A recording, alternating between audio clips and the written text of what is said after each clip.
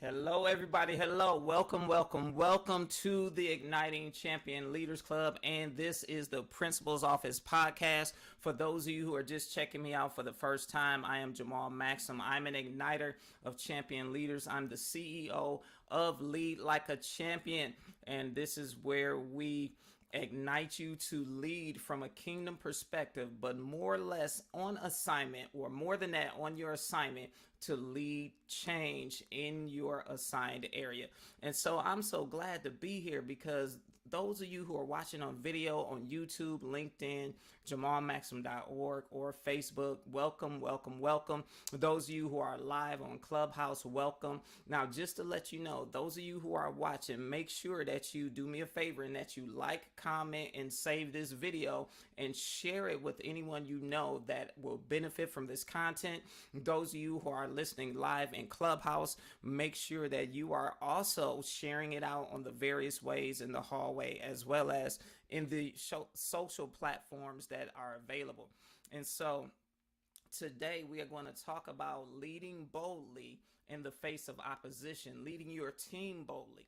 Now, this is actually a continuation of what I started teaching last week during the video podcast, because I talked about how do you lead boldly in opposition, and you definitely want to listen to that replay in order to really get caught up on how you as a leader need to lead courageously and boldly in the face of opposition, dealing with the false narratives, the accusation that comes, and all of those different things. Now, today, I'm going to focus on now you know what you should do as a leader. Now, today, the focus is going to be your team. Because what you don't want to do is be so focused on leading yourself, and because really leading of self, people call it leadership, but really leadership involves a transaction with other people. And so let me just make that clear as well. But you can't be so focused on your own actions that you need to do that you forget to deal with the actions or to strengthen your team. And so you want to strengthen your team during times of opposition so that they don't fall away or they don't back up off of their assignment or the role they play in the leadership assignment and the fulfilling of the vision. So today specifically are going to be strategies about what you can do to lead your team. And so, or the people that you're around. Because if you're a coach or consultant and you don't have employees yet, you're still leading a group of people that you collaborate with, and you still want to make sure that you use these strategies so that you can be on the same page. All right, so here we go. We're going to jump into it. Now, I'm going to briefly review the definition of opposition, and then we're going to move on, just for the sake of continuity. So, remember, opposition is different than a challenge. Opposition is directly positioned, it's something or someone directly positioned against you to stop your forward movement and momentum. While challenges are a natural part of leadership, you're going to face a challenge, meaning that you may, as you are progressing and fulfilling your assignment, there will be things that you have to do in order to overcome what appears to be an obstacle. But opposition is different. Opposition is when someone or something is directly placed in your way in order to stop your progress and to stop your forward movement and your forward momentum. And so you have to view them differently, or just understand that there are different strategies. You may have a strategy to overcome a challenge, which is different than the strategy you need to deal with or have when you're dealing with opposition, because opposition is something that's trying to oppose you directly. It is not a hurdle. It is not a thing that you are just, coming to and, okay, now I got to deal with it. No, this thing has been positioned, which is the key thing in that definition. All right, so here's the next thing I want you to remember. To oppose means to act against, to provide resistance to combat, to stand in the way, to hinder or obstruct, or to set as an opponent or adversary. So when we're talking about opposition, we're talking about dealing with adversaries or people who are positioning themselves, or things that are positioning themselves to obstruct you, or to hinder you, or to come at you like a combatant, or to be hostile to you. And so that's different, and there's a different mindset, a different perspective when you start thinking about combatants and people coming at you hostile, or being placed in hostile situations as you are walking out your leadership assignment, and you're either going to bring change or acceleration. And so a lot of people talk about hostile work environments and things like that, where you're dealing with hostility when you are facing opposition to the fulfillment of your assignment. And so here's another thing: opposition. Remember, I said this last week as well. Opposition is going to they would try to use false accusations. They would try to paint a false narrative. They would try to paint a picture of a lack of tolerance, because you are focused on fulfilling the assignment and doing the thing called holding people accountable, which a lot of people don't like right now. And so when you stand firm in your assignment, the opposition may try to paint this narrative of you not being understanding, you not being tolerant, you're not accepting other people's ideas, or you're not using shared leadership. All of these kind of things would try to come up. Now remember, sorry about that, y'all. This is real live. Somebody tried to call me and everything. And so remember, shared leadership is not based upon people having input only, but is based on them willing to take responsibility for the implementation of the strategy. And so people who want input but don't want the level of responsibility, they cannot participate in shared leadership. They can give a suggestion. All right, so let me get back to the content. That was a side note. And now opposition, here's the thing when you're thinking about your team. Opposition has the potential to negatively impact the people you are leading.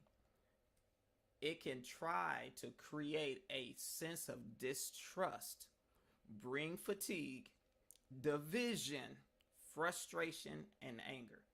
I'll say that again. Opposition would try to create a sense of distrust. It would try to bring fatigue. It'll try to bring division. It'll try to bring frustration and anger to the people you're leading. Now, here's the thing. In leadership, trust is one of the main currencies that you operate from. And trust is built, not earned. And so don't get pulled into the trap of this performance-based stuff, thinking you got to jump through hoops to get people to like you. And so, because you're building distrust, when opposition comes, they come to try to break that trust that the people you are leading are developing with you, to make them question your skill set, to make them question your ability, question your decisions. And then also, if it can't try to break trust, it'll try to bring fatigue, meaning it will try to wear out your team and keep them in a place of being tired, and cause them to have frustration because of the fatigue, which will manifest itself through anger and other outbursts, and even division. Because it's one thing when people don't see or understand the perspective and don't see eye to eye. It's another thing when it brings division, meaning team members breaking apart from the vision and either trying to implement it their own way, or trying to separate themselves from you and your leadership. And so you have to be careful, because one of the goals of opposition is to stop the work and stop your forward progress. And so division is one of the key strategies that people use when they're trying to bring opposition against you, to stop your forward progress, or stop the work, or stop the team from functioning like a team. So you have to be real careful with that, and you have to handle that. Opposition will also poison a culture. Now, when you are leading change or accelerating progress, culture is key, because you have to build the culture in such a way that ignites hope and joy, and that is conducive for any change that you are leading. And so, what will happen is opposition will come. These opposing individuals will bring the opposing circumstances, and they will try to poison the culture to make people desire to give up and not pursue the transformation or back up off of their assigned role. Just like with anything, poison will go through a system slowly and slowly kill it. And so the systems that you have in place, the structures that you have in place, the things that you have a part of your culture to ignite hope, this poison would try to come and slowly kill the hope of the people you're leading and try to kill their joy and try to disrupt the systems and the flow of what you're doing in order to, again, stop the leadership assignment. Because that's what the opposition is all about. Because remember, people who are comfortable and complacent are may be okay with complacency and may challenge you because you are pushing them out of complacency, or your level of operating, it shines more light upon their complacency and their lower level of operating. So you want to be careful and conscious of that. And when they bring that, because their whole goal is to stop you from operating at a high level and to get you to submit and conform to being less than who you are as a leader, and to reduce your leadership assignment to make it match the status quo. When that's not your calling as a leader. As a leader, your calling is never to stay at the status quo and to never leave a place or an environment or a person the way you found them. It should always be to bring transformation. Now, I'm about to give you 5 key things, 5 key strategies that I want you to remember as you are leading your team or leading a group of people, whether they are your collaborators as a coach or consultant, or whether you're a team of teachers when you as an educator within the school building. Whatever your scenario is, the team around you, here are 5 keys that you need to function and operate in order to ensure your team can face the opposition boldly along with you. Okay, so here they go. So number 1, you need to be intentional about preventing division as well as offense. You got to keep everyone in a place of unity regarding the strategy as well as the outcome. A lot of people will stay unified and agree with and be in agreement with the outcome or the end result, but where the division tries to come in is with the strategy to produce that outcome. And so you have to keep people in agreement with the strategy. Now, if the strategy needs to be adjusted, that's fine. But everybody on the team, while it's being executed, needs to be in agreement with the execution of it, as well as if you have to adjust, they have to be in agreement with the adjustments. Because what happens is if there's if there's division and a lack of unity in terms of the strategy, then offense will come and people will get offended and then lash out in anger or frustration. So you got to keep them unified in that area, and you got to be intentional about preventing the division and closing any gaps. Now, number 2, you want to ensure that the team takes breaks to prevent overwhelm. During a time of opposition, it takes an increased amount of energy to perform the same task. So the thing that they are doing normally, or the thing that you are doing normally as well, it's going to take a lot more energy, mental, physical, and spiritual energy during those seasons, because you're not just functioning like normal, you're functioning against opposition that's trying to stop you. So you're like riding a wave against these things, and so it's gonna be a little more draining. So you have to be sure that your team is unplugging when they need to, taking breaks when they need to, and I advise you to be doing the same as well. Number 3, you have to help them ignite their courage and resolve to fight it out. because that's the time where you need, I'm not saying be their cheerleader, but you need to encourage them to look. We have to be courageous in these moments, and we have to fight it out in order to see the transformation that, or see the goal that we're working towards. Because again, that increased energy, you have to ignite their courage to want to fight versus them wanting to give up and say, well, maybe we shouldn't do it. Maybe we should do something different. Or are we doing the wrong thing? And maybe we should change our strategy again, and all of that. And sometimes they even say, well, the definition of insanity is doing the same thing over and over and expecting different results. Yes, that's a true definition, but there's a difference between insanity and consistency. You cannot see a strategy work if you're not consistent. If you try it 1 or 2 times and then all of a sudden, oh, it didn't work, then you're stopping. That is not consistent. And so you want to make sure that you are consistent, and you encourage people to have courage to be consistent and to fight it out. Okay. And so let me move on to number 4. So number 4 is you have to help the team stay focused on the assignment. Opposition is a distraction and a disruption.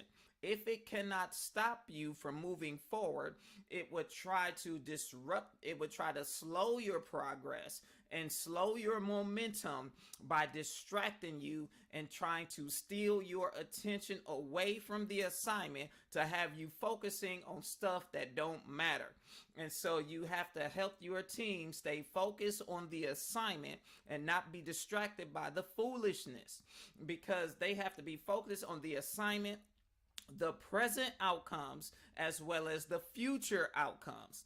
They have to see the opposition in light of their assignment. They have to see the bigger picture. You got to help them understand this is the progress we're making right now, and this is the end result as we keep going. Not if we keep going, as we keep going, because there shouldn't be an if when you're dealing with opposition. It should be an as you keep going. And I wanted to make sure I say that in a way that didn't sound like I was cussing, because I wasn't. All right, so number 5, you got to help your team stay in a place of confidence and faith. They have to know that if they continue in the assignment, their results are guaranteed, period. They have to stay in that place. Now, when you're leading people, you have to be conscious of the faith level of the people that you are around, and you have to be conscious that they might not be exercising the same degree of faith that you are exercising as you are dealing with the opposition.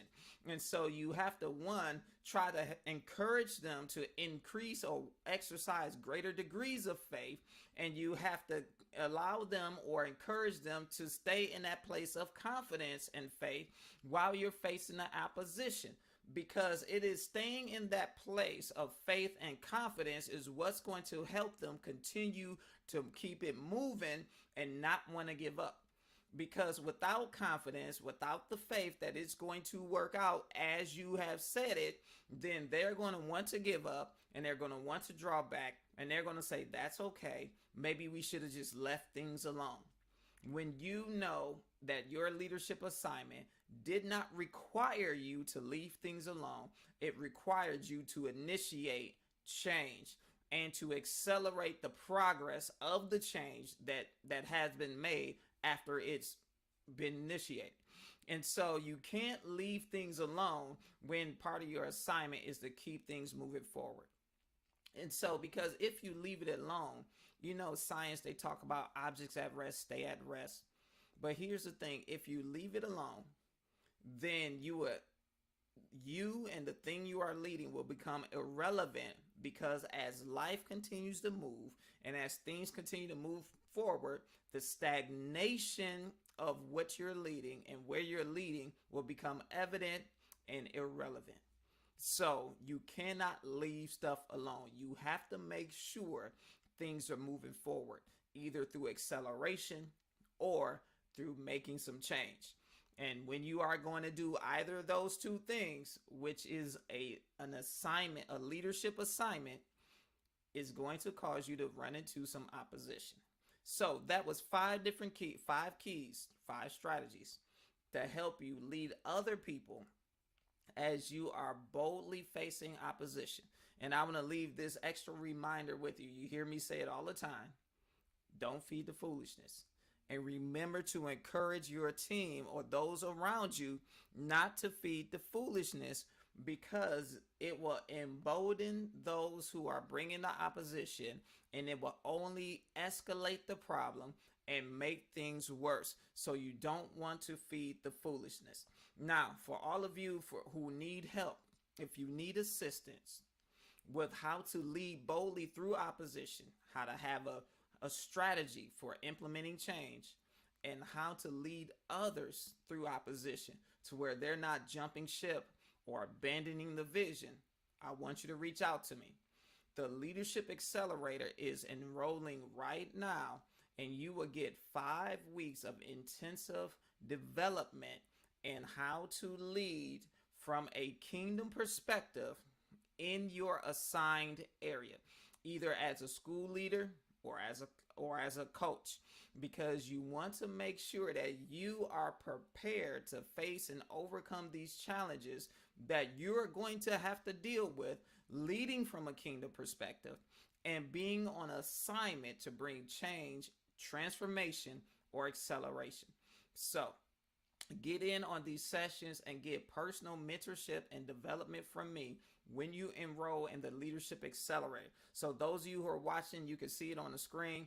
Go to jamalmaxim.org/strategy session and get on my calendar to get more information about the Leadership Accelerator. And I'm not going to say to find out if it's right for you, because if you're in leadership, I already know it is right for you, but just to find out how we can begin this relationship on a deeper level so that you can dig deeper into these concepts and in the personal and how it impacts you personally. I'm just say it that way. All right, so that's it for this week's video podcast of the Principal's Office. Thank you so much, everyone who's watching on the various platforms. Remember to comment, like, share, and let me know that this is being a blessing to you or helping you on your leadership journey. Also, for those of you who haven't joined me on Clubhouse, click the link right now and join me in the Igniting Champion Leaders Club to hear the discussion of all of those who are in the room, because I'm excited about hearing their shares about how they lead boldly through opposition, how they continue to influence others during those times to keep walking out the assignment. So for those of you watching, I will see you tomorrow on the Dismantling Spiritualism video podcast. But until then, I want you to, again, reach out to me about the Leadership Accelerator. And always, I want you to be successful and lead like a champion. All right?